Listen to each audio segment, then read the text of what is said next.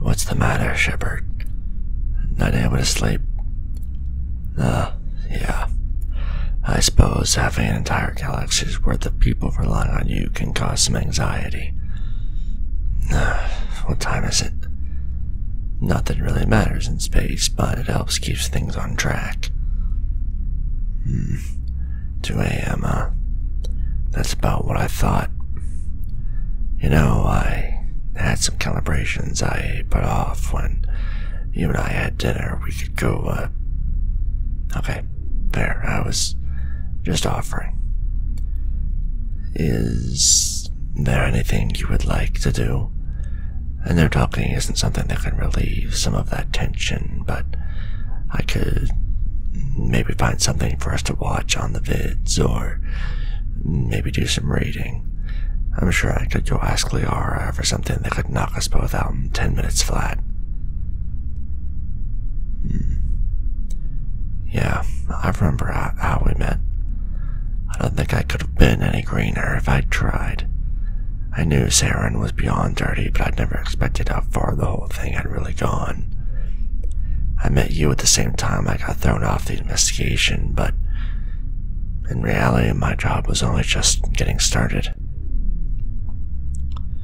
I'd like to say my shoot first, ask questions later mentality has changed since you and I saved that doctor from Fist's men, but well, I can't lie to you, Shepherd. Never could.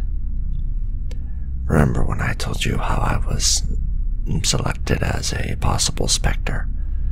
Can you imagine that? Me with all that unlimited power and no accountability. Hell, we might have met at some point over the whole Saren and Collector campaigns and never really known what we missed out on. How much we missed out on. Personally, I wouldn't trade being here with you for anything, Commander. No fancy titles or shiny ranks on my chest could even remotely come close. Yes, I can muster up a little romance when I get the feeling to do so. Besides, I thought it might help, Shepherd. A little trip down memory lane is good once in a while and reminds us of what we're fighting for. Not the galaxy as a whole, but the little things too. The good people, the good times. That's what keeps people like you fighting, Shepherd, even though you don't always notice it. Standing in front of the person who can't fight back and telling the monsters, no, you can't hurt any more innocent people. It's the same mentality that got me neck deep with the gangs back on Omega. I can't even begin to describe the relief that hit me like a sniper slug when you walked through that door. Of course, I didn't show it at the time.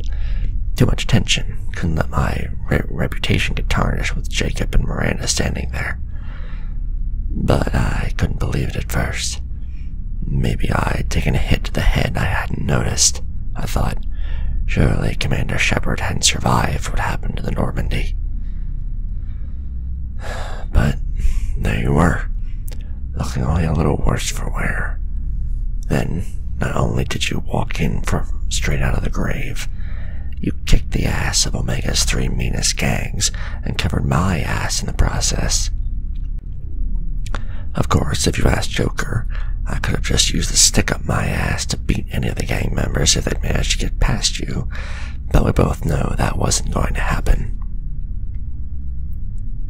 Oh, don't feel bad about the rocket. If any of us was going to have to take a missile to the face, I would have jumped in front of it again in a heartbeat. I'm good. Don't let anyone tell you different. But you're Commander Shephard. You stood toe-to-toe with a Reaper-enhanced Spectre after hunting him halfway across the galaxy, then get blown up, and that only seemed to piss you off. You walked it off, and then, after saving my sorry ass, you went and took on the biggest bug problem the galaxy has ever seen. And to boot, somewhere in the middle of the Collectors and Cerberus and Miranda's endless nagging, you still managed to find the courage to tell me how you felt. About me. About us.